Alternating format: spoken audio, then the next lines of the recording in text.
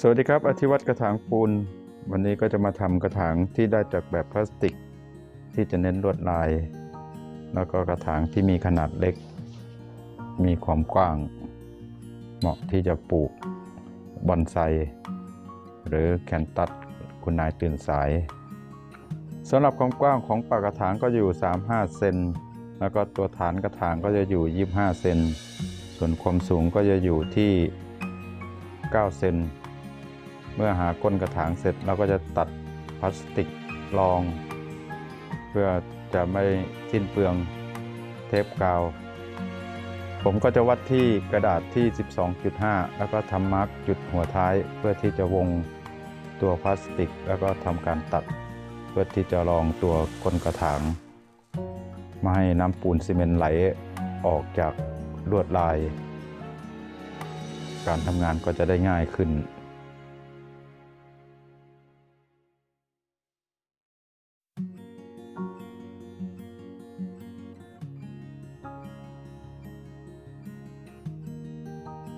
เมื่อตัดแผ่นพลาสติกเสร็จผมก็จะมาปาดเอาโฟมให้เป็นรูปวงกลมเพื่อที่จะทำรูระบายน้ำตัวก้นกระถางแล้วก็จะติดด้วยเทปกาว2 หน้าเพื่อจะล็อกโฟมไม่ให้โฟมขยับหลังจากนั้นก็จะทาด้วยน้ำมันเครื่องหรือบางท่านก็จะทาด้วยน้ำมันพืชก็ได้ให้ทั่วแบบเพื่อป้องกันปูนซีเมนต์ไปยึดติดกับแบบมากเกินไป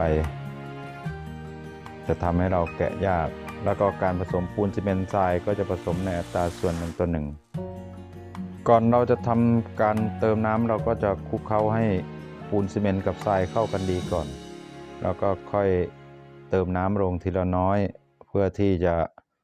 การผสมในการปั้นมันก็จะได้ง่ายขึ้นอย่าเพิ่งผสมให้เหลวการแก้ไขก็จะยากและการสิ้นเปลืองของปูนซีเมนต์ในการทำเราก็ต้องกะปริมาณให้เพียงพอกับแบบในการผสมเราก็จะใช้ปูนซีเมนต์ได้คุ้มค่าไม่ให้ปูนซีเมนต์เหลือในการผสมครั้งนี้ก็ผสมให้มีความแข็งตัวสักเล็กน้อยเพื่อจะทำก้นกระถางพอที่จะปั้นได้เพราะเวลาเราขึ้นรูปเราก็จะขึ้นง่ายปูนซีเมนต์ก็จะมีการแห้งตัวเร็วเราก็สามารถที่จะทำขั้นตอนต่อไปได้ในการลงก้นกระถางความหนาก็จะอยู่ที่1 เซนตามที่โฟมที่ผมได้แปะไว้ก็จะเอาโฟมเป็นระดับในความหนาของตัวก้นกระถางเมื่อเราขึ้นเสร็จเราก็จะใช้ฝ่ามือลูบเนื้อปูนซีเมนต์ก็จะมีความเรียบเสมอกัน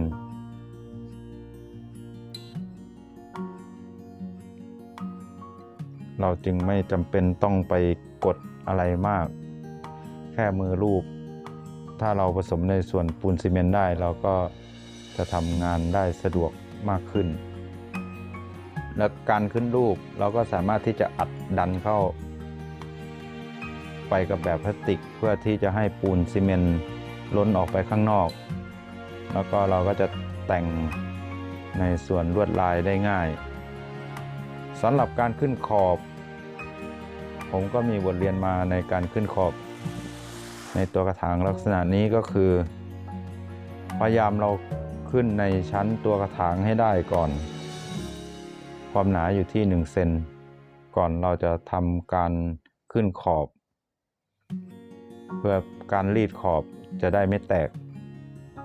ถ้าเกิดเราขึ้นไม่ได้1 เซนแล้วขึ้นตัวปีกกระถางหรือขอบกระถางแล้วทำการรีดก็จะเกิดความบางของเนื้อปูนซีเมนต์เวลาเราแกะแบบก็จะทำให้แตกหักเสียหายได้ง่ายสำหรับเทคนิคครั้งนี้ที่ผมทำการขึ้นขอบหรือปีกปากกระถางผมก็จะขึ้นกำหนดที่ความหนา1 เซนไว้ก่อนเพื่อที่เราจะเป็นจุดสังเกตเวลาเราขึ้นปูนซีเมนต์แล้วเราจะกำหนดความหนายากถ้าเราไม่กำหนดความหนาระดับ ความหนาของปูนซีเมนต์อยู่ที่1 เซนไว้ก่อนการทำงานก็จะลำบากเมื่อเวลาเราเกิด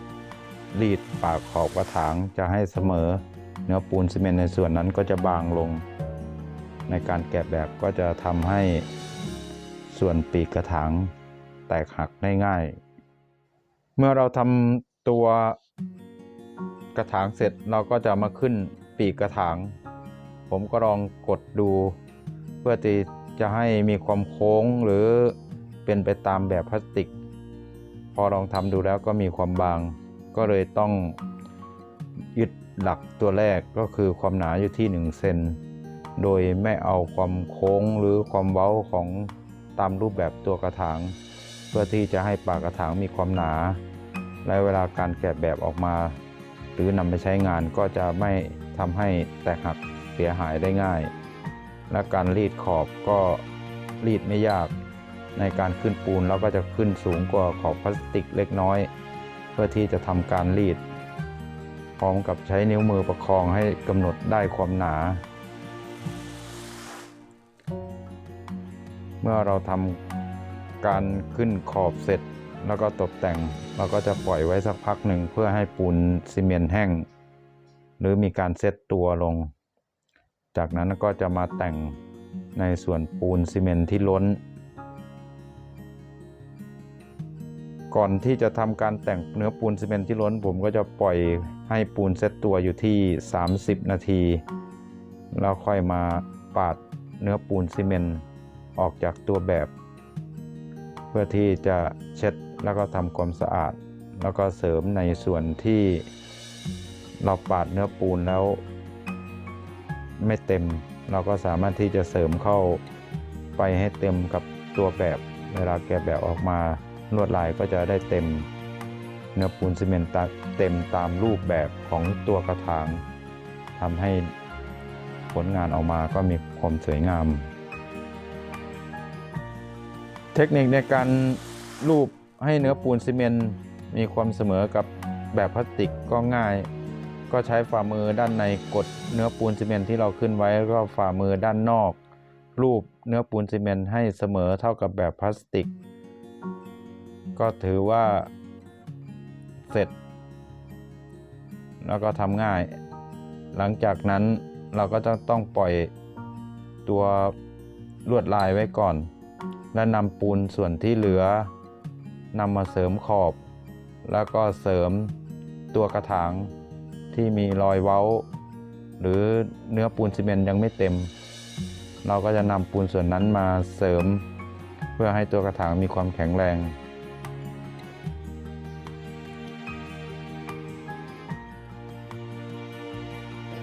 สำหรับการแต่งผิวเนื้อปูนซีเมนต์ให้เรียบเราก็จะใช้ฝ่ามือรูปเบาๆเนื้อปูนซีเมนต์ก็จะมีความเรียบเนียนเนื่องจากปูนซีเมนต์ยังไม่มีการแข็งตัวมากแค่ปูนซีเมนต์เซตตัวแล้วก็แข็งตัวอยู่ในระดับ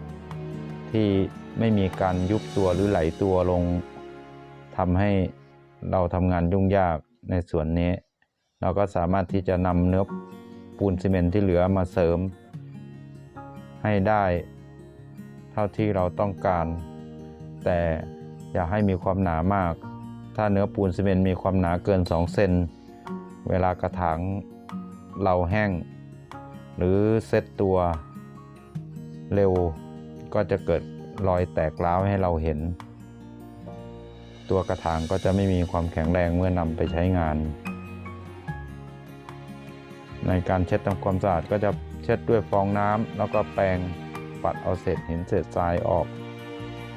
ในขั้นตอนสุดท้ายของตัว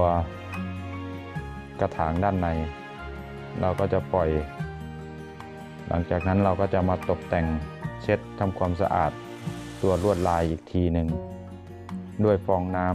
ำแล้วก็ฟองน้ำก็พยายามกลับหน้าด้านสะอาดในการเช็ดอย่าเอาด้านที่เช็ดแล้วเช็ดซ้ำเนื่องจากปูนซีเมนต์ที่ติดกับฟองน้ำก็จะไป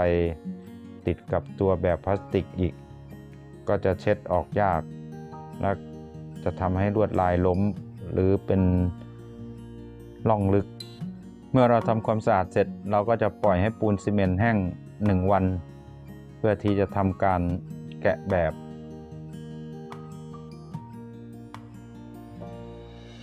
ผ่านไป1 วันตัวกระถางก็จะมีความแห้งแล้วก็ความแข็งรอยแตกร้าวที่ผมได้กล่าวไว้ก็ไม่มีให้เห็นเราก็จะมาทำการถอดแบบโดยที่การใช้น้ำร้อนในการลาดแบบในครั้งนี้สำหรับปูนซีเมนต์ที่ผมใช้ผมก็จะใช้ปูนซีเมนต์ปอร์ตแลนด์ซึ่งจะมีความแข็งแรงแล้วก็แห้งเร็วในการเทน้ำร้อนราดก็พยายามเน้นขอบด้านข้างเพื่อที่จะให้พลาสติกมีความนิ่มแล้วก็การขยายตัวของพลาสติกก็จะได้ง่ายขึ้นเนื่องจากตัวแบบด้านในเราได้ใช้ตัวพลาสติกรองก็ไม่มีปัญหาในการติดกับเนื้อปูนซีเมนต์แล้วก็การแกะแบบครั้งนี้ก็ใช้น้ำร้อนแค่กาเดียวเราก็ดูลวดลายที่เขาจะทำการหลุดออกจากตัวปูนซีเมนต์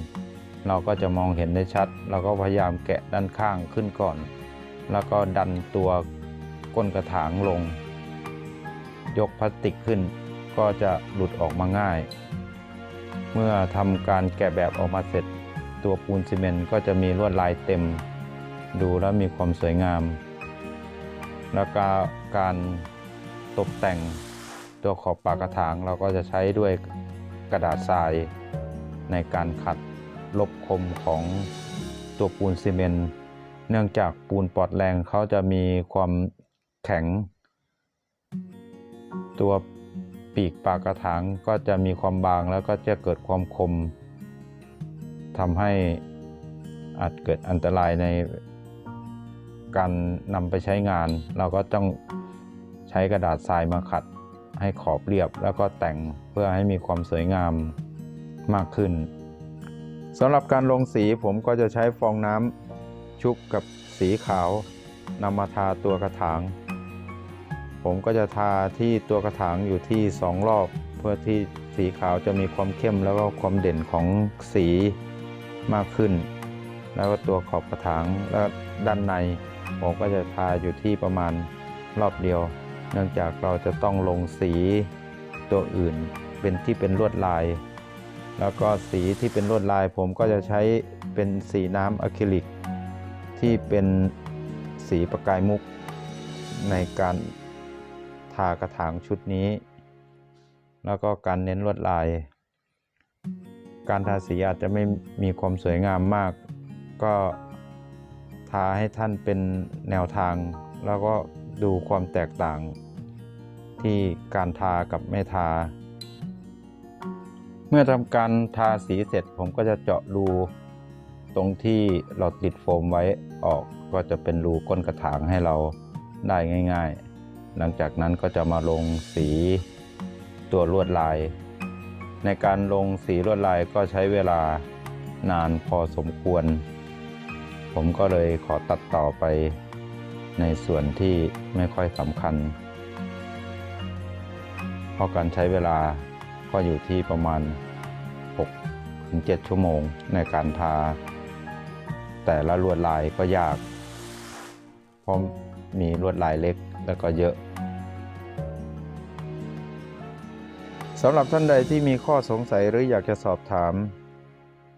ก็สามารถคอมเมนต์ใต้คลิปวิดีโอได้เลยครับผมก็จะตอบให้อย่างละเอียดไม่ว่าจะเป็นยี่ห้อสีไม่ว่าการจะใช้ปูนซีเมนต์ยี่ห้ออะไรสีอะไรเป็นชนิดไหนหรือทรายหยาบทรายละเอียดท่านไหนที่ไม่เข้าใจก็สามารถที่จะสอบถามเข้ามาโดยแบบไม่ต้องเกรงใจก็สามารถที่จะสอบถามเข้ามาได้ผมก็จะตอบให้อย่างละเอียดเพื่อที่ท่านจะได้เข้าใจแล้วนำไปทำจะได้ถูกต้องจะได้ไม่เกิดความผิดพลาดในการทำงานของท่านการทำงานของท่านก็จะง่ายแล้วก็สะดวกมากขึ้น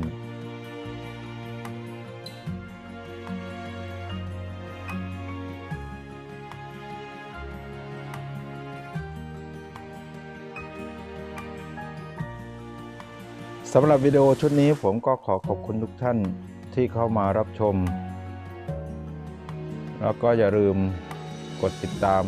กดไลค์กดแชร์เพื่อเป็นกำลังใจในการทำงานในคลิปต่อๆไปสำหรับคลิปนี้ผมก็ขอขอบคุณทุกท่านขอบคุณครับ